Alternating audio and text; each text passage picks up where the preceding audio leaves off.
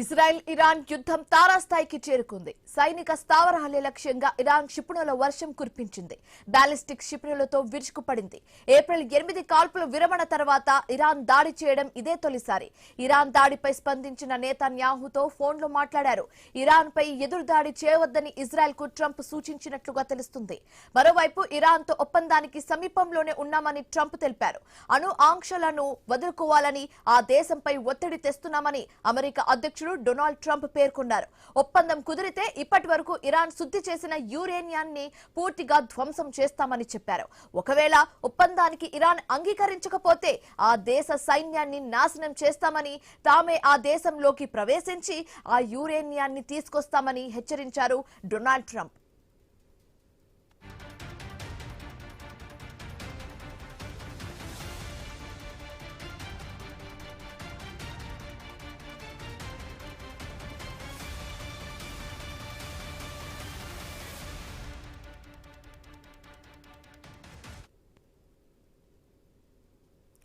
Israel Iran యుద్ధం తారాస్థాయికి చేరుకుంది. సైనిక స్థావరాల లక్ష్యంగా ఇరాన్ క్షిపణుల వర్షం కురిపించింది. బాలిస్టిక్ క్షిపణులతో విరుచుకుపడింది. ఏప్రిల్ 8 కాల్పుల విరమణ తర్వాత ఇరాన్ దాడి చేయడం ఇదే తొలిసారి. ఇక ఇదే అంశానికి సంబంధించి మాట్లాడడానికి మనతో పాటు జాయిన్ అయ్యారు పెంటపాటి పుల్లారావు గారు, విశ్లేషకులు. ఆయనతో మాట్లాడే ప్రయత్నం అయితే చేద్దాం. So good morning sir. మనం చూస్తున్నాం ఇప్పుడు ఇరాన్ వర్సెస్ ఇజ్రాయెల్ అన్నట్టుగా ఇప్పుడు మళ్ళీ వాదన తెర మీదకి వచ్చింది. సో ఇరాన్ ఏప్రిల్ 8 తర్వాత ఇరాన్ దాడి చేయడం మనం చూస్తున్నాము. సో దీన్ని ఎలా చూడొచ్చు అంటారు? ఇది కంటిన్యూ అవుతుంది. సెటిల్మెంట్ వచ్చినా పీస్ వచ్చినా కంటిన్యూ అవుతుంది. ఎందుకంటే ఇరాన్ ఇజ్రాయెల్ కి వాళ్ళని తీసేసే వరకు నిద్రపోవడం 45 సంవత్సరాలు పట్టి చెప్తున్నారు. అది చేసే శక్తి కూడా వచ్చేసేది చాలా వరకు. ఆ శక్తి ఇరాన్ లో ఆఫ్ చేయాలి. ఇజ్రాయెల్ యుద్ధం అలా కంటిన్యూ అవుతుంది. మన ఖర్చు అయిపోతుంది, మన అటెన్షన్ అయిపోతుంది, మనం వీక్ అయిపోతున్నాం ప్రపంచంలో. ఏదో రకంగా ఒక ఒప్పందం సంతకం పెట్టాక తర్వాత చూద్దామని అమెరికాకి, ఇరాన్ కూడా ఏదో ఒప్పందం సంతకం పెట్టాలి, కానీ బలంగా పెట్టామని చెప్పుకోవాలి అని వాళ్ళకున్నారు. సో అమెరికా ఇరాన్ మధ్యన ఒప్పందం అయితే సెటిల్ అయిపోతుంది. కానీ ఇజ్రాయెల్ కూడా మధ్యన ఉన్నారు కాబట్టి 3 పార్టీల మధ్యన ఒప్పందం కావాలి. 3 పార్టీలు. భారతదేశానికి ఉన్న పరిస్థితి వాళ్ళకి ఉన్నది. భారతదేశం పాకిస్తాన్ తో మనం ఒప్పందం వచ్చినా ఉపయోగం లేదు, చైనాతో లేకుండా. చైనాతో ఒప్పందం వచ్చినా ఉపయోగం లేదు పాకిస్తాన్ తో లేకుండా. సో అలాగున్నది పరిస్థితి.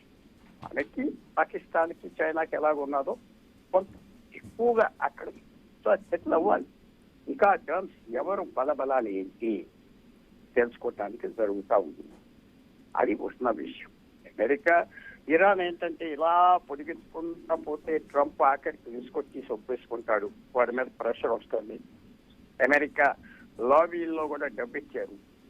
ఇరాన్ పబ్లిసిటీ చేయండి, పబ్లిసిటీ న్యూస్ పేపర్లో అన్ని చోట్ల యుద్ధం వద్దని. దానికి ఇజ్రాయెల్ వ్యతిరేకిస్తుంది దాని ఓన్ సర్వైవల్ కోసం. చెడ్డదా మనకు అనవసరం. అది జరుగుతూ ఉన్నాయి. దాంతోపాటు ఇరాన్ చేసేది ఏంటంటే అమెరికా అటాక్ చేస్తే పక్క దేశాల మీద అటాక్ చేస్తారు. కువైట్ మీద ఎక్కువ చేస్తారు. యుఏఈ దుబాయ్ మీద చేస్తారు. ఖతార్ మీద, సౌదీ అరేబియా మీద ఆప్ చేసి వాళ్ళు కూడా డివిజన్ తీసుకొచ్చి 5 దేశాలు ఉన్నారు గల్ఫ్ లో. Kuwait, Oman, Saudi Arabia, UAE.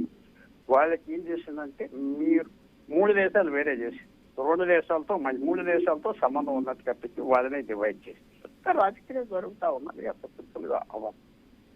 Iran వాళ్ళకి ఎన్నో దీంట్లో ఉన్నాయి. సింపుల్ గా ఇరాన్ లో ఏదో పీస్ వస్తే, శాంతి వస్తే అయిపోయింది. ఆ గవర్నమెంట్ కంటిన్యూ అవుతుంది. ఏ గవర్నమెంట్ 47 సంవత్సరాలు బట్టి ఉన్నారు, ఎలక్షన్స్ అయ్యేది, అది కంటిన్యూ. సో చాలా లోతైన విషయాలు. ఏదో ఒప్పందం వచ్చేస్తుంది, శాంతి వచ్చేస్తుంది, అంతా బాగుంటుంది అనుకునే పరిస్థితి కాదు. ఇది ఒక కొత్త యుగం. ఆ ప్రాంతం కొత్త ఈరా, కొత్త సెటిల్మెంట్ రావాలి. అది ఎవరైనా ఇంట్లో ముఖ్యంగా ఏంటంటే ప్రపంచంలో మనుషుల మధ్యన, దేశాల మధ్యన, జంతువుల మధ్యన ఒకటి. ఎవరైతే బలంగా ఉన్నారో వాళ్ళు డామినేట్ చేయడానికి ఉంటారు. ఒక పల్లెటూరు తీసుకోండి, ఒక అపార్ట్మెంట్ కాంప్లెక్స్ తీసుకోండి, ఒక గవర్నమెంట్ లో తీసుకోండి. అది ఇక్కడ కూడా అదే అవుతుంది. ఇరాన్కి ఆ ప్రాంతం అంతా డామినేట్ చేయాలి. సో అప్పుడే అంత ఈజీగా రాదు. అమెరికా కూడా చాలా వరకు దిగజారిపోయింది. పూర్వం నుంచి డొనాల్డ్ ట్రంప్ వద్దంటున్నారు ఇజ్రాయెల్తో. ఏదో రకంగా పీస్ చేద్దాం, ఆ అటామిక్ అణు ఆయుధాలు తగ్గిద్దాం, తర్వాత చూసుకుందామని ట్రంప్ చెప్తున్నారు. ఇజ్రాయెల్కి ఏంటంటే ఒకసారి ఒప్పందం ఒప్పుకున్నాక అమెరికా ఇరాన్ ఒకటైపోతారు, మళ్ళీ ఎవరు పట్టించుకోలేదు. ఎంతో ఉన్నాయి, ఎన్నో పాత్రలు ఉన్నాయి. అంత సింపుల్ గా అవ్వదు, అవేదైతే కనపడలేదు. మన ఇంట్రెస్ట్ ఏంటంటే యుద్ధం ఆగితే ఆయిల్ చమురు ధర 50% పడిపోతారు ఒక సాయంకాలం, మనం ముందరికి వెళ్ళిపోవచ్చు. అది త్వరలో అవుతుందా? అంత ఈజీగా కనపడలేదు. Right, okay. అయితే సార్ ఇప్పుడు యురేనియం గురించి కూడా అందరూ మాట్లాడుకుంటున్నారు. మెయిన్ కీ పాయింట్ యురేనియమే. సో యురేనియం కి సంబంధించి డొనాల్డ్ ట్రంప్ ఎలాంటి స్టెప్ తీసుకోబోతున్నారు? క్లియర్ గా చెప్పారు, ఒప్పందం ఒప్పుకుంటే ఓకే, ఇప్పటి వరకు శుద్ధి చేసిన యురేనియాన్ని అంతా మేము నాశనం చేసేస్తాం, ఒకవేళ ఒప్పుకోకపోతే చొరబడి మరీ మేము నాశనం చేసేస్తాం అన్నట్టుగా స్టేట్మెంట్ కూడా ఇచ్చారు. సో దీన్ని ఎలా చూడొచ్చంటారు? అది రోజు ఇస్తున్నారు ట్రంప్. ట్రంప్ కూడా ఏం చేస్తున్నాడంటే మానసికంగా, సైకలాజికల్ గా ఇరాన్ మీద కూడా ప్రెషర్ తీసుకొస్తుంది. ఎందుకంటే మళ్ళీ బాంబింగ్ చేస్తాం అని ఏం తగ్గట్లేదు అన్నమాట. అది కూడా ప్రెషరే ఇరానియన్ గవర్నమెంట్ మీద, ప్రజల మీద. మొత్తం నాశనం చేస్తాం మిమ్మల్ని, బ్రిడ్జ్లు, రోడ్లు, రైల్వే స్టేషన్లు, ఎయిర్పోర్ట్లు తీసేస్తారు. ఒక సాయంకాలానికి తీసేయదు. అప్పుడు వాళ్ళ పరిస్థితి భయపెడుతున్నారు. ఓట్ చేస్తానని ఒక పక్కన చెప్పబోతే ఇరాన్ అవతలుకోమంటారు. ఎందుకు? మూడు డబ్బున్న దేశం ప్రపంచంలో. చమురు 3వ దేశం అందరికంటే ఎక్కువ ఉన్న చమురు. శుభ్రంగా డబ్బులు ఈజీగా వస్తాయి. ఆ నీరు అమ్ముకున్నట్టుగా ఆయిల్ అమ్ముకుంటున్నాం 9 కోట్ల మంది. వాళ్ళకి ఏదో రకంగా ఆప్ చేద్దాం అని చెప్తా ఉంటే అమెరికా కూడా మాలో ఇంకా శక్తి ఉన్నది, మేమేం తగ్గిపోలేదు అని చెప్పుకుంటున్నారు. అందరూ పవర్ ప్లేస్ చేస్తున్నారు. 3 దేశాలు ఉన్నాయి మెయిన్ పార్ట్నర్స్ అక్కడ, ఇరాన్, అమెరికా, ఇజ్రాయెల్. వాళ్ళు కాకుండా పక్కన ఒక 7 దేశాలు ఉన్నాయి, వాళ్ళ ఇంట్రెస్ట్ వేరే వేరే. కానీ అందరూ ఇరాన్ తగ్గించాలి అని వాళ్ళకు. యూరోపియన్ దేశాలకి కూడా ఇరాన్ తగ్గిపోతే మంచిదే వాళ్ళకి. చైనా, రష్యాకి ఏంటంటే ఇలా ఇరాన్ యుద్ధం చేస్తా అమెరికాను తగ్గిస్తారా వాళ్ళ పని. సో ఎంతో మంది ప్లేయర్స్ అయిపోయారు. అదే ఒక 2 ఆఫ్రికన్ దేశాల మధ్య యుద్ధాలు జరుగుతున్నాయి 30 సంవత్సరాలు 20 సంవత్సరాలు. ఎవరు పట్టించుకోవట్లేదు. ఎందుకంటే అక్కడ చవుడు లేదు, బయట దేశాలకు సంబంధం పట్టించుకోవట్లేదు. అలా యుద్ధాలు జరుగుతూ ఉన్నాయి. ఇది ఒక క్రిటికల్ పాయింట్ కాబట్టి యుద్ధానికి అంత ముఖ్యత వచ్చింది. అందరు కళ్ళు దీని మీద ఉంది. ఓకే. సో సార్ ఇప్పుడు ఓకే, డొనాల్డ్ ట్రంప్ చెప్తున్నట్టుగానే మేము ఎడ్జ్ లో ఉన్నాము, డీల్ కుదిరే ఛాన్సెస్ కనిపిస్తున్నాయి, వీఆర్ స్టిల్ టాకింగ్, ఈసారి పక్కా ఫైనలైజ్ అయిపోతుంది అన్నట్టుగా ఓ వైపు ఆయన చెప్తున్నారు. ఇంకోవైపు ఒకవేళ డీల్ కుదరకపోతే మన భారతదేశం కావచ్చు, ఇతర దేశాలు కావచ్చు, ఎలాంటి ప్రాబ్లమ్స్ ని, ఎలాంటి కాన్సిక్వెన్సెస్ ని ఫేస్ చేసే అవకాశాలు ఎక్కువగా ఉన్నాయి? కొంచెం దానికి కొద్దిగా పెరుగుతుంది. అందరు ఏమనుకున్నారంటే ఈవేళ ఈ సమయానికి $300 అయిపోతుంది barrel.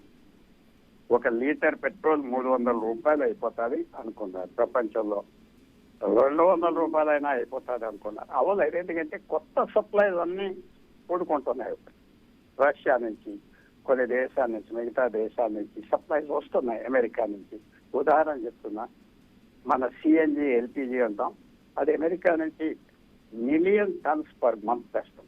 1 million tons. Last month May 2025లో 2 లక్షల టన్నులు తెచ్చాం. ఇప్పుడు 10 లక్షలు. సో బేసికలీ ఆల్టర్నేటివ్ వేస్ ఉన్నాయి కాబట్టి అది పెద్ద ఉన్నాయి కాబట్టి సెట్ అయిపోతుంది. ఇంకొక నెలలో కొత్త సప్లైస్, కొత్త ప్లాంట్స్, కొత్త కెపాసిటీస్ పెరుగుతూ వస్తాయి. కొత్త వాళ్ళు, పాత వాళ్ళు కలుస్తారు. సో అనుకున్నంత ఇంపాక్ట్ కల్పట్లేదు. మన దేశంలో ₹20 పెరిగింది, ఇంకో ₹10 పెరగచ్చు. సెట్ అవుతారు మార్కెట్. ఆల్టర్నేట్ సోర్సెస్ నుంచి ఆయిల్ రావడానికి ఒక 6 నెలలు పడతారు. ఇప్పుడు 3 నెలలు అవుతుంది. కొత్త సప్లైస్ వస్తూ ఉంది. సో నేను అనుకుంటున్నా, నా ఫ్రాంక్ వ్యూ ఏమిటంటే, మనకి ఎంతో బాధ, నొప్పి ఉండదు.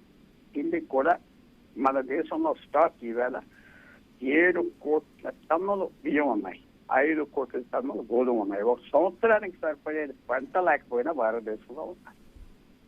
కొంచెం ధరలు పెరుగుతాయి.